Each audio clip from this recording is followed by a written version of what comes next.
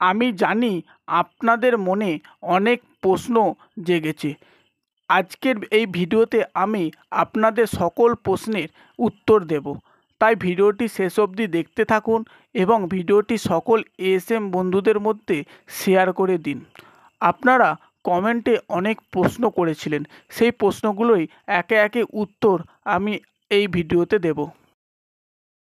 আপনাদের এক্সাম হবে নভেম্বরের 20 তারিখের পর কিংবা ডিসেম্বরের ফার্স্ট উইকেই কিন্তু আপনাদের এক্সাম হবে, সেরকমই আপডেট এনজিওর তরফ থেকে পাওয়া যাচ্ছে।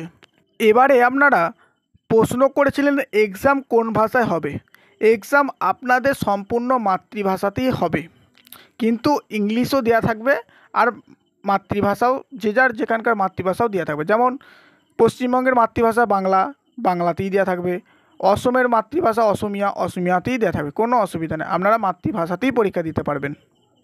এবারে আপনারা প্রশ্ন করেছিলেন এক্সাম সেন্টার কোথায় পড়বে। আপনাদের এক্সাম সেন্টার কোথাও বাইরে পড়বে না, যে যার ব্লকেই পরীক্ষা হবে।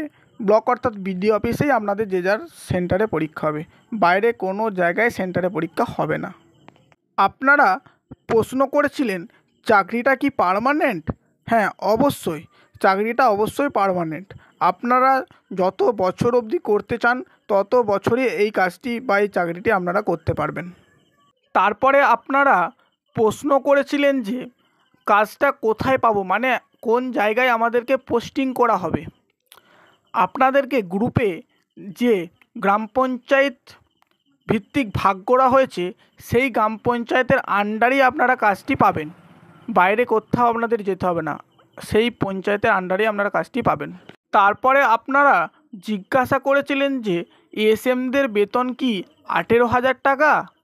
আমি আগের ভিডিওতে আপনাদের বেতন সংক্রান্ত খুব ভালোভাবে আলোচনা করেছি, তবু আমি আরেকবার বলে দিচ্ছি যে প্রথমে 6 মাস আপনাদের ট্রেনিং চলাকালীন বেতন দেওয়া হবে 12,000 টাকা, তারপর আপনাদের বেতন বাড়িয়ে করা হবে 18,000 টাকা।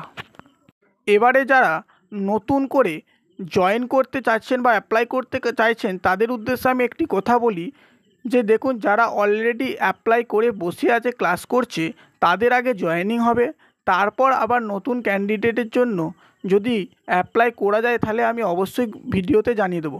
কিন্তু আমি আপনাদেরকে একটা কথা বলতে পারি যে আপনারা বিএমদের সঙ্গে যোগাযোগ রাখুন, কারণ এমন অনেক ক্যান্ডিডেট আছে যারা কোনো কাজের জন্য বা কোনো সমস্যার জন্য এই কাজ থেকে বেরিয়ে যাচ্ছে, তাদের সিটে আপনারা জয়েন হতে পারেন।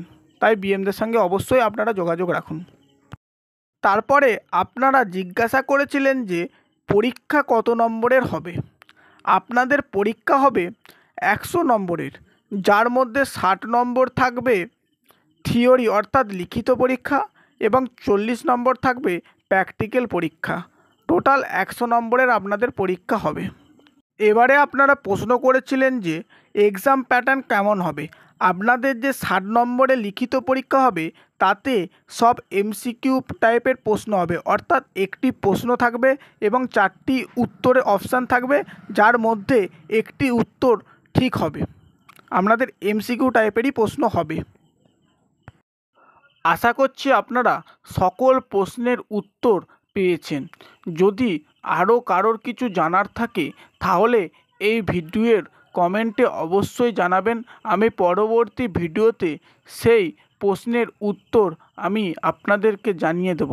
নমস্কার, সকলে ভালো থাকবেন, সুস্থ থাকবেন।